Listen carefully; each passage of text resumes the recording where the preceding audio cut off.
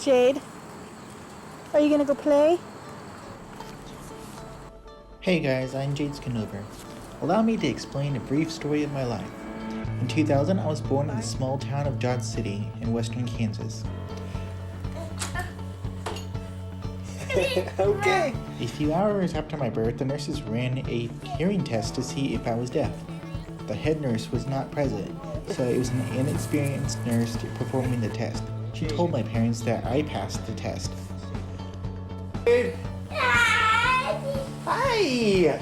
At my 4-month infant checkup, my parents asked a pediatrician to run a hearing test because I have not reacted to any loud noises. But the pediatrician said that they were first-time parents and they were overreacting. My parents took me to Wichita to get a second opinion, and at that point, it was official. My parents then had to decide if I should remain deaf and sign and go to a deaf school in Kansas City or to receive cochlear implants and have full verbal speech. After a few months of harsh deciding, they decided to put me through a risky surgery to implant a cochlear implant onto my left ear and then onto my right ear at the age of 9. Fun fact, I was actually the first child at the age of 2 to receive a cochlear implant in Wichita. Let me explain why the cochlear implant is one of the greatest inventions of all time. In 1961, William House, a Kansas City native, invented the cochlear implant.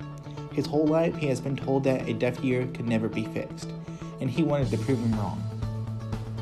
There are two different hearing devices, the hearing aid and the cochlear implant.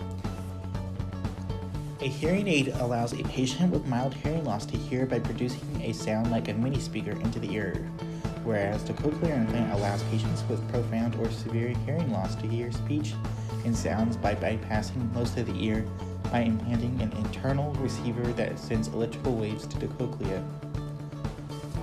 If you don't know what a cochlea is, it is an organ in the inner ear that converts sound waves into electrical waves through your auditory nerve and then onto the brain.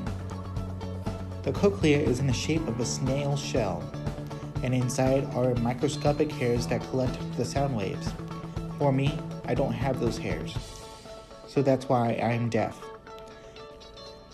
The cochlear implant collects the sounds from the world through the microphone and interprets it into sound data such as frequency and hertz, and then sends off onto the internal receiver and converts it into 24 channels that distribute the sounds to different parts of the cochlea.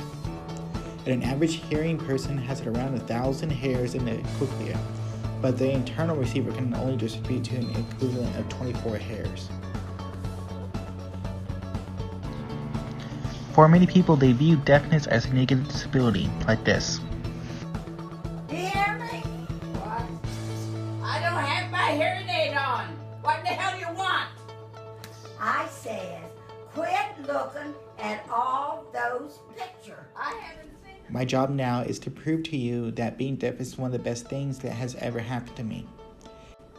If you ever wonder what it's like being deaf with cochlear implants, well, here's the visualization. Imagine walking into the woods, hearing birds chirping and leaves rustle.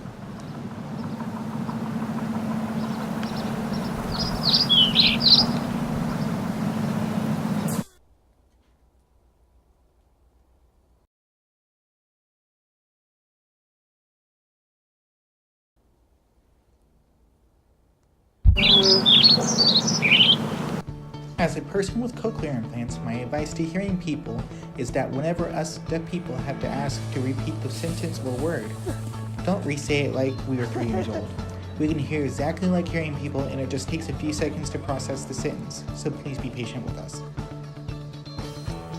Quack, quack, quack. Yeah. What is that? Quack. Yeah, it's a duck. Quack, quack, quack. I am very thankful and blessed that my parents decided to equip me with cochlear implants because it allowed me to understand verbal English and achieve my overall dream to receive a higher education at the University of Kansas.